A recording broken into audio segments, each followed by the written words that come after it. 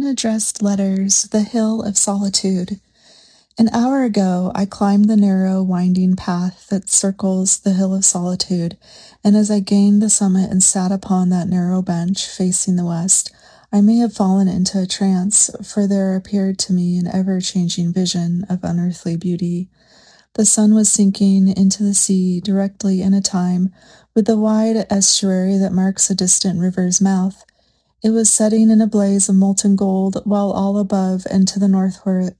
the background of sky glowed with that extraordinary clear pale blue blent with green that makes one of the most striking features of the sunset seen from the hill. The clouds were fewer tonight, the background wider and clearer, the color more intense, more transparent, as though the earnest gazer might even discern some greater glory beyond and through the shining crystal of those heavenly windows. The calm surface of the sea beneath mirrored the lights above, till sea and sky vied with each other in a perfection of delicate translucent sheen. Northwards, a few gray clouds lay against this wondrous background, but in the south they were banked in heavy masses far down the sky to the limits of vision. Out of a deep forest-clad valley immediately behind the hill, a freshening breeze was driving volumes of white mist across the northern spur, driving it at racing speed and whirling tangled wisps across the water holes that cluster around the foot of the great range, driving it over the wide plain out towards the glittering coastline. But in a moment, as though by magic, the thick banks of cloud in the south were barred with broad shafts of brilliant rose doré. The spaces of clear sky, which an instant before were pale silver blue, became pale green, momentarily deepening in intensity of tone.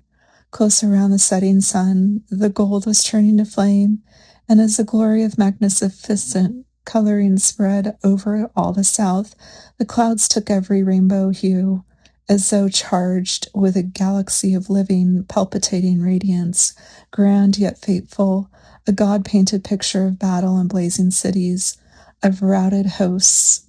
and desperate pursuit. Overhead, and filling the arc from zenith to the outer edge of sun-colored cloud, the sky was a deep sapphire, half covered by soft, rounded clouds of deeper sapphire still, only their edges tinged with gleams of dull gold. Another sweep of the magic wand, and, as the patches of pale aquamarine deepened into emerald, the heavier clouds became heliotrope, and a thick heliotrope haze floated gently across the wide plain seawards. The fires of crimson light blazed brighter in the gathering gloom of rising mist and lowering cloud, but the sea shone with ever-increasing clearness in the rapidly narrowing space of yet unhidden view. For a moment the mist disappeared as suddenly as it came. The sapphire clouds took a deeper hue, heliotrope turned to purple, the crimson lights were softer but richer in color, streaked with narrow bands of gold, and dark arrow-like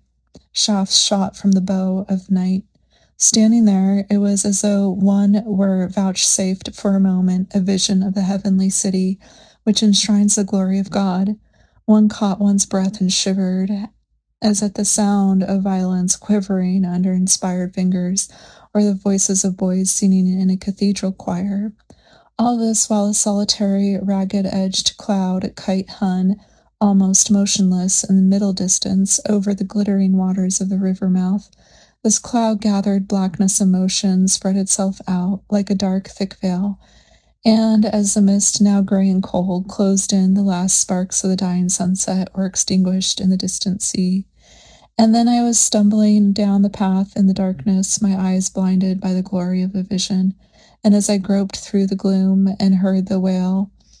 of the night wind rushing from those faraway mountains across the lonely peak, I began to wonder whether I had not been dreaming dreams conjured up by the sadly sweet associations of the place. The darkness deepened, and as I reached the dividing saddle and began to mount the opposite hill, I heard the faint jingle of a dangling coin striking metal,